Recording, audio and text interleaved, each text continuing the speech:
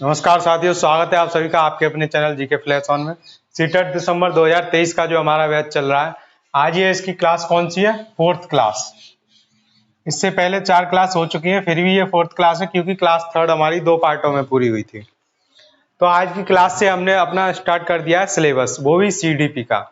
अब हम सीडीपी को सिलेबस के अकॉर्डिंग खत्म करेंगे और उसके साथ साथ मैं आपको होमवर्क दूंगा, तो आपको उस होमवर्क में अपना प्रीवियस ईयर पेपर पढ़ना है। जो प्रीवियस ईयर पेपर मैं होमवर्क में दूंगा उसको तो खत्म करना ही है। और आपने टेलीग्राम पे पीडीएफ देखी होगी, उसमें 2011 से 2018 तक के 2019 तक के सारे प्रीवियस ईयर पेपर दिए हुए हैं, सॉल्व पेपर और उनकी एक्सप्लेनेशन साथ में है। तो जिसने उनको पढ़ लिया है काफी अच्छी बात है। जो जो मैंने अभी तक होमवर्क में दिए हैं, अभी तक एक ही दिया है 2019 का जुलाई वाला। अब उसके बाद आज मैं आपको जो होमवर्क दूंगा आपको वो पढ़ना है और आप अपनी मर्जी से जितने ज्यादा चाहें उतने पढ़ सकते हो। अब आज की वीडियो में हमारा सबसे पहला टॉपिक क्या है? सिलेबस से कॉन्सेप्ट ऑफ डेवलपमेंट, और इसके बाद वो भी है कि इसके जो रिलेशन होता है, relation and it's relationship with learning. तो इसका सीखने पर क्या, इसका सीखने के साथ क्या संबंध होता है विकास का, वो भी आज की ही वीडियो में बात करेंगे। बस मैंने लिखा नहीं है, आप थंबनेल पर पढ़ सकते हो साफ साफ। तो आज हमारा ये पहला टॉपिक सिलेबस का कंप्लीट हो जाएगा इसी वीडियो में। तो स्टार्ट करते हैं विकास से। विकास क्या चीज है? विकास एक ऐसी प्रक्रिया है जो क्रम से संपूर्ण जीवन चलती है, यानी कि हमारे सारे जिंदगी भर इसको चलना रुकना ही नहीं है इसको।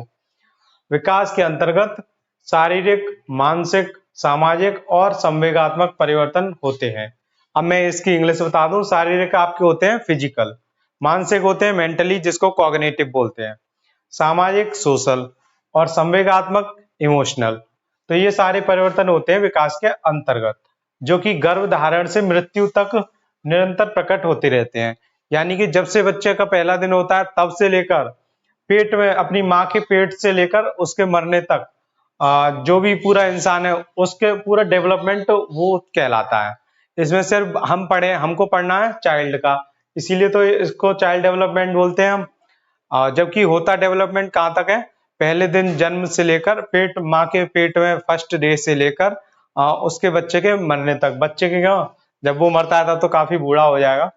तो कोई भी इंसान हो, उसके पहले दिन से लेकर उसके आखिरी दिन तक की जो भी जीवन उसकी होता है, उसी को हम क्या बोलते हैं? डेवलपमेंट।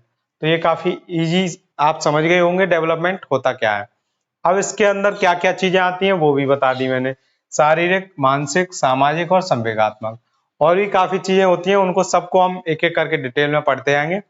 अभी कुछ वैज्ञानिकों ने कुछ परिभाषाएं दी हैं, उन्होंने क्या क्या बोला है, बस हमको इन वैज्ञानिकों के नाम पता हो या ना पता हो, इनकी परिभाषा जरूर हमको पता होनी चाहिए।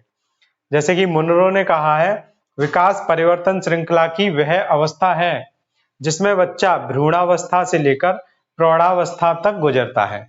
ये बोला है मुनरो ने, लेकिन आपको सिर्फ इतना ध्यान रखना है, विकास परिवर्तन श्रृंखला की वह अवस्था है जिसमें बच्चा भ्रूणावस्था से प्रौढ़ावस्था तक गुजरता है। बस आपको समझना है कि ये भी बोला है किसी वैज्ञानिक ने। अरस्तु ने क्या बोला है?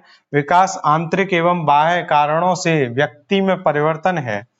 जो भी व्यक्ति के अंतर्गत इंटरनल और एक्सटर्नल जो भी उसके रीजन होते हैं, उसकी वजह से जो भी व्यक्ति में परिवर्तन आता है, वही क्या बोला है उन्होंने? डेवलपमेंट बोला है अरस्तु ने। विकास डेवलपमेंट एक ही बात है। स्किनर ने क्या बोला है? विकास एक सतत चलने वाली प्रक्रिया है जो धीरे धीरे चलती है और अंततः पूर्णता को प्राप्त करती है। पूर्णता को प्राप्त करने का मतलब परफेक्शन और या फिर कंप्लीटेशन। तो इसमें दोनों चीज आ जाती हैं, एक तो बुढ़ापे पर जब मर जाता है व्यक्ति तब, और परफेक्शन यानी कि कंप्लीट उसके बाद। मतलब वो सीधी बात यही है कि जन्म से लेकर मृत्यु तक। तो ये सतत चलने वाली, सतत क्या होती है? सतत होती है एक तरीके से, अगर हम ग्राफ बनाए तो ये होती है सतत प्रक्रिया, यानी कि चल रही है, निरंतर लगातार चल रही है, यहाँ भी यहाँ भी यहाँ भी, दिन पर दिन प्रोग्रेस हो रही है उसमें। तो ये होती है सतत प्रक्रिया। जबकि आप सबको पता होगा जो जीन पियाजे ने स्टेज दी है वो एक असतत प्रक्रिया है, उन्होंने ऐसे स्टेज वाइज दी है। तो सिर्फ इसी वजह से जीन पियाजे का जो विकास का सिद्धांत है उसको क्रिटिसाइज किया गया था, उसका काफी कमी बताई गई थी और अच्छे से उसको क्रिटिसाइज किया कि क्योंकि विकास जीवन पर्यंत चलने वाली प्रक्रिया है, कभी वो रुकता नहीं है। जबकि उनके हिसाब से एक स्टेज में यहाँ हो गया, फिर यहाँ हो गया, फिर यहाँ हो गया, फिर यहाँ, फिर क्या, फिर उसमें कोई विकास नहीं होगा बच्चे में? नहीं, ऐसा नहीं होता, उसमें सब कुछ होता है। अब हम एक दो डेफिनेशन और पढ़ेंगे और फिर विकास की जो अवधारणा है उसको थोड़ा और डिटेल में जानेंगे, और उसके साथ साथ इसका क्या लर्निंग पर इफेक्ट पड़ता है वो भी जानेंगे। तो आप चाहें तो इसका स्क्रीनशॉट ले सकते हैं। अब अगला वैज्ञानिक कौन है? हरलॉक। ये एक लेडीज है, हरलॉक। इन्होंने क्या दिया है अपनी परिभाषा में? विकास की प्रक्रिया बालक की गर्भावस्था से उसकी मृत्यु तक एक क्रम में चलती है। विकास की प्रत्येक अवस्था का प्रभाव दूसरी अवस्था पर पड़ता है। अभी हमने विकास की 4 अवस्थाएं बताई थी, शारीरिक, सामाजिक और मानसिक और संवेगात्मक। ये 4 बताई थी, यानी कि फिजिकल, सोशल और कॉग्निटिव और इमोशनल। तो इन चारों का एक दूसरे पर प्रभाव पड़ता है। विकास की प्रत्येक अवस्था का प्रभाव दूसरी अवस्था पर पड़ता है तथा विकास के परिणाम स्वरूप व्यक्ति में नई नई विशेषताएं और नई नई योग्यताएं प्रकट होती हैं। तो ये सब विकास के परिणाम स्वरूप, यानी कि उसका जब हमें पता पड़ेगा डेवलपमेंट हो गया है तो उसमें व्यक्ति में नई नई तो विशेषताएं आएंगी और नई नई योग्यताएं प्रकट होंगी, दिखाई देंगी साफ साफ। अब ये तो हमने कुछ वैज्ञानिकों की परिभाषा से समझ लिया कि विकास होता क्या है, तो इससे हमें विकास की जो अवधारणा, कॉन्सेप्ट है उसका वो समझ में आ गया। अब हम विकास के बारे में थोड़ा डिटेल में जानेंगे। जैसे कि मानव का विकास जो होता है वो गुणात्मक और मात्रात्मक दोनों होता है। यानी कि गुणात्मक का मतलब होता है उसकी क्वालिटी, व्यक्ति की जो भी क्वालिटी होंगी वो भी डेवलपमेंट के अंदर आएंगी, और जो भी उसकी क्वांटिटी होगी वो भी डेवलपमेंट के अंदर आएगी। अब ये देखिए, मैं आपको बताता हूँ क्वालिटी क्या होती है और क्वांटिटी क्या होती है। क्वालिटी होती है कि बच्चा कितनी अच्छा उसका माइंड चल रहा है, जो भी उसका माइंड वगैरह चलता है, और किस तरह से वो सोचता है, किस प्रकार से वो किसी कार्य को, अपनी समस्या को कैसे हल करता है, ये सब उसके गुण हो रहे हैं। उसका क्रोध, उसका भय, उसकी जो भी मन में इच्छाएं आ रही हैं वो सब उसके गुण हो गए। जबकि मात्रा क्या होती है? मात्रा वो होती है जो हमें दिखाई देती है। सीधे सीधे समझ लीजिए, जो हमें दिखाई देगी वो मात्रा है, जो हमें दिखाई नहीं देती है, जिसको हम सिर्फ समझ सकते हैं और महसूस कर सकते हैं, वो गुण होते हैं। जैसे कि दिखाई क्या देता है? बच्चे की लंबाई और बच्चे की चौड़ाई, बच्चे का वजन, ये सब क्या होती है? मात्रा। तो ये दोनों ही चीज किसमें आ गई? हमारी डेवलपमेंट में। गुणात्मक भी आ गई और उसकी मात्रात्मक भी आ गई। ये दोनों चीज होती है डेवलपमेंट में। एक चीज आप सबने सुनी होगी, ग्रोथ। ग्रोथ में सिर्फ और सिर्फ मात्रात्मक होता है, यानी कि ग्रोथ से बड़ा कौन हो गया? हमारा डेवलपमेंट। मान लीजिए ये अगर ग्रोथ है, ये ग्रोथ है, तो ये पूरा हमारा डेवलपमेंट है, यानी कि डेवलपमेंट के अंदर ही ग्रोथ आती है। ग्रोथ से बड़ा क्या होता है? डेवलपमेंट। अगला क्या है हमारा पॉइंट? विकास क्या चीज होता है? बाहरी एवं आंतरिक दोनों कारकों से प्रभावित होता है। देखिए, बाहरी तो सबको पता है, जब बच्चे का जन्म हो जाता है तो ये उन कारकों से प्रभावित होता है, सामाजिक, शारीरिक और संवेगात्मक। ये सब चीजें क्या हो गई? बाहरी हो गई। जबकि संवेगात्मक तो आंतरिक ही हो गई बच्चे की, सामाजिक हो गई और शारीरिक हो गई, ये दोनों चीजें बाहरी हो गई विकास के कारक। आंतरिक कारक क्या होता है? जब बच्चा माँ के पेट में होता है तो वो आंतरिक कारक होता है। और माँ के पेट में भी उसकी क्या चीज होती है? सबसे इंपॉर्टेंट, आनुवंशिकता। ये आंतरिक कारक के अंदर आती है, हेरिडिटी। ये हेरिडिटी हो गई आंतरिक कारक में, जो भी बच्चे के जीन होते हैं, और ये सब किस में आती हैं? आंतरिक कारक में। इनको चेंज नहीं किया जा सकता। और बाहरी कारक, आंतरिक कारक आप दोनों समझ चुके हो क्या चीज होती है। अब अगला बता रहा हूं मैं आपको। विकास में संरचनात्मक तथा प्रक्रियात्मक बदलाव होते हैं। दोनों तरह के बदलाव होते हैं विकास में।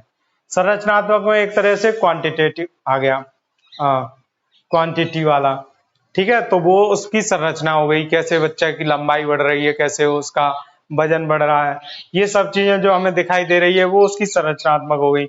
और लड़कों के बड़े होने पर दाढ़ी, मूछ, ये सब उनकी संरचनात्मक में आ गई। कोई पतला है, कोई मोटा है, ये सब किस में आ गई? संरचनात्मक में। और प्रक्रियात्मक क्या होती है? प्रक्रियात्मक में दोनों चीज आ गई, उसमें गुणात्मक भी आ गई और मात्रात्मक भी आ गई, कि प्रक्रिया चल रही है, रुक रही नहीं है। कोई भी काम है, जैसे कि बच्चा पहले, प्रक्रियात्मक में आप ये समझिए कि जब बच्चा पैदा होता है तो धीरे धीरे अपनी गर्दन संभालना सीखता है, फिर धीरे धीरे हाथ पैर हिला डुला कर अपना करवट लेना स्टार्ट कर देता है, फिर उसके बाद घुटने चलता है, तो ये एक पूरी प्रक्रिया चल रही है धीरे धीरे। दांत भी निकलते हैं, तो दांत निकलने से पहले कहाँ होते हैं, उसके जबड़े में धीरे धीरे मसूड़े मजबूत होते हैं, फिर दांत धीरे धीरे निकलता है। ये सब एक साथ नहीं हो जाता कि एक दिन हुआ जादू चुटकी से और बच्चे के कल सो रहा था, कल तक कुछ नहीं था, आज एकदम दांत निकल आया, ऐसा नहीं। ये पूरी एक प्रक्रिया होती है। तो विकास में संरचनात्मक और प्रक्रियात्मक दोनों तरीके के क्या होते हैं, बदलाव होते हैं। अब ये लास्ट पॉइंट है हमारा, विकास। आनुवंशिकता और वातावरण, इन दोनों का मल्टीप्लाई कर रहे हैं हम, ये जोड़ नहीं है, ये ध्यान रखना, मल्टीप्लाई है। यानी कि जितना असर आनुवंशिकता का पड़ेगा उतना ही वातावरण का।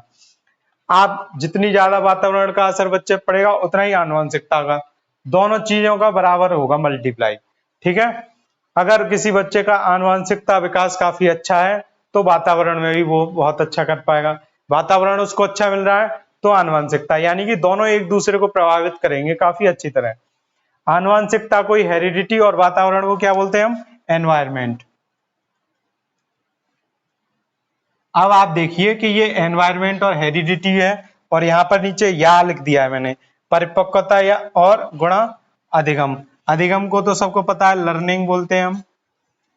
परिपक्वता को क्या बोलते हैं, परिपक्वता को हम बोलते हैं मैच्योरिटी।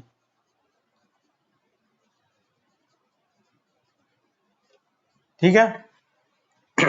ये आपकी मैच्योरिटी हो गई, परिपक्वता, और अधिगम क्या हो गया, लर्निंग हो गई। इन दोनों का भी सेम टू सेम वही रोल होता है जैसे कि आनुवंशिकता और वातावरण का। आप आनुवंशिकता और वातावरण कह लीजिए, परिपक्वता या अधिगम कह लीजिए, नेचर या नर्चर कह लीजिए।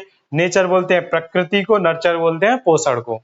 तो वो दोनों भी इसी की तरह हो गई। तो इससे आज हम विकास की सारी अवधारणाएं समझिए। अब मैं आपको बताऊं कि इसका हमारे पढ़ने पर क्या प्रभाव पड़ता है। आप विकास की अवधारणा एक बार समझ गए तो उससे आप उसका लर्निंग पर क्या प्रभाव पड़ेगा वो आराम से कर लेंगे। इसका लर्निंग पर क्या प्रभाव पड़ेगा, जो आपको मैंने विकास के 4 सिद्धांत, वो 4 डोमेन बताए हैं, क्या क्या, एक शारीरिक, इन चारों का आपस में क्या होता है, कनेक्ट होते हैं आपस में। शारीरिक, मानसिक यानी कॉग्निटिव, शारीरिक हो गया फिजिकल, शारीरिक, मानसिक, संवेगात्मक और सामाजिक। सामाजिक इधर लिख देता हूं।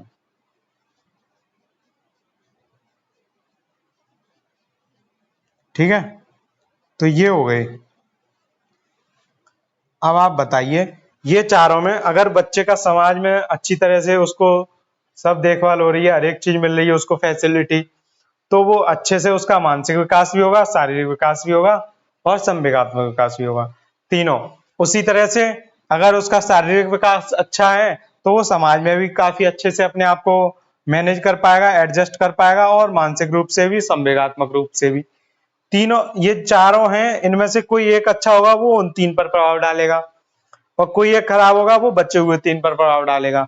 ये ही चारों आपस में कनेक्टेड रहते हैं, और इन्हीं की वजह से जो बच्चे की अधिगम होता है, लर्निंग होती है, उसका इफेक्ट पड़ता है डेवलपमेंट का।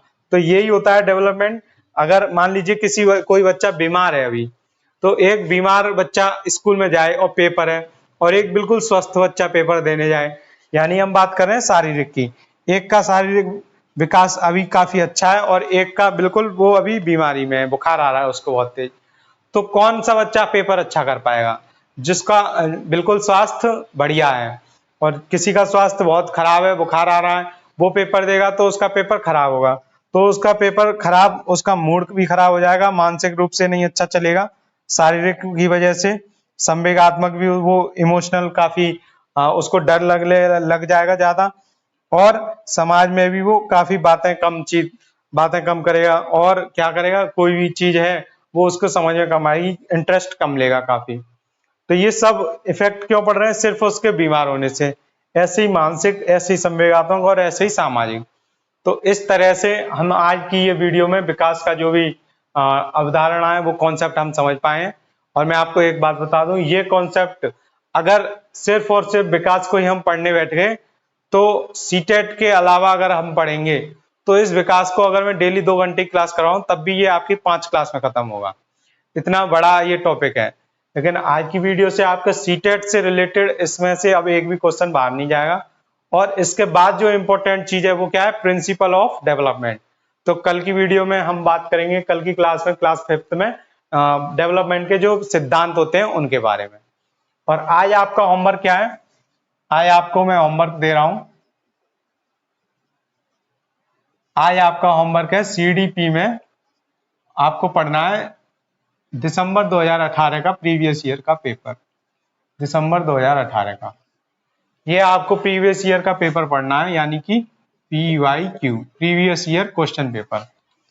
ठीक है, तो आप इसको अच्छे से याद कर लेना। सीडीपी के 30 क्वेश्चन है, समझना। और इसमें से कोई क्वेश्चन आए तो बताना मुझको कमेंट में। अब हम जो भी सिलेबस पढ़ेंगे आपको वो सारे प्रीवियस ईयर में देखने को मिलेंगे।